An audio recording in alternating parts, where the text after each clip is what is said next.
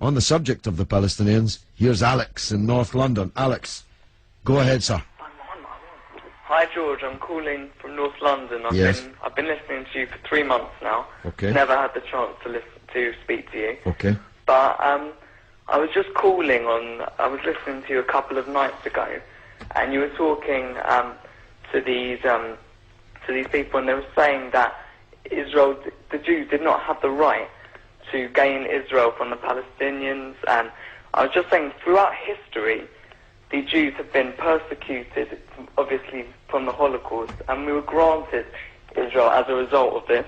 And I feel that... granted by whom? We were granted from Britain and other countries, granted us that. Well, what right did Britain have to grant you somebody else's country? Well, it's due because we lost 6 million people. No. I'm not arguing about that. I'm going to come on to that. But what right did Britain have to grant you somebody else's country? We had the right because we lost 6 million people and we did not have a home. Well, yeah, I'm going to ask you for a third time. What right did Britain have to grant you somebody else's country? Well, they didn't. Well, they were giving us the right because it was they were basically gave us because of the. But they gave you somebody else's country. That's the point I'm making, Alex. Can you deal with it? Yeah, but the Jews have had to have also had to. They've dealt with this throughout history. Well, Alex, I don't know if you came on with a script and you can't deviate from it. Can you please answer that point? And we'll come to the Holocaust and who was responsible for it and who should have paid and what they should have paid for it. But given that you've said Britain granted you, and you're presumably saying you because you're Jewish, somebody else's country, I'm asking you, what right did Britain have to grant you somebody else's country? Britain, you could say they didn't have a right, but they came in and dealt with us and with the Jews having lost all these lives, and they basically granted us this land. Okay. Well, I see I'm getting nowhere on this, Alex, so let me deal with your overarching point. Maybe you're just not equipped to deal with the principal point that I have made. The Jews have suffered racist anti-Semitism down the ages in many, many European countries, including our own. They were subject to regular discrimination at best, and pogrom and murder at most. That's undoubtedly true.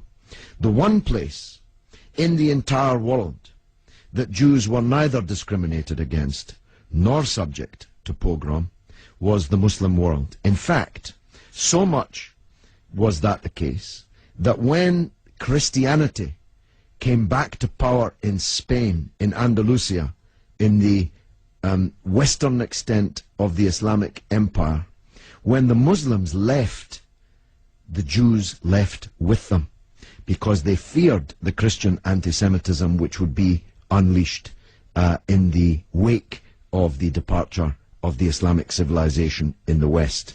That's why so many Jews are to be found even today, and were to be found in profusion before the creation of the State of Israel, in countries like Morocco and along the North African coast, because under the protection of the Muslims, the Jews left Europe and went to live in North Africa.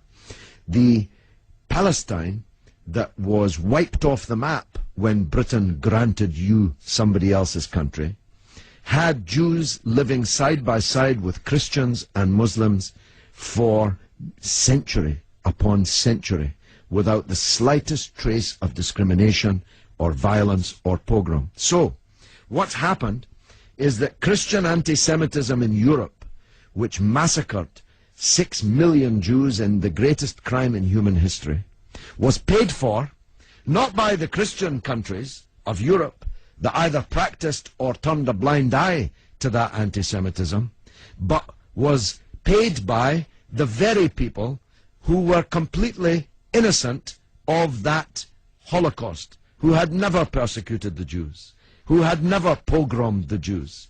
And that seems to me to add insult to the injury suffered by a people whose country was wiped off the map, who were dispersed into exile, to make way for a Zionist idea which was granted to European Jews, because these were the first settlers, granted to European Jews by Britain.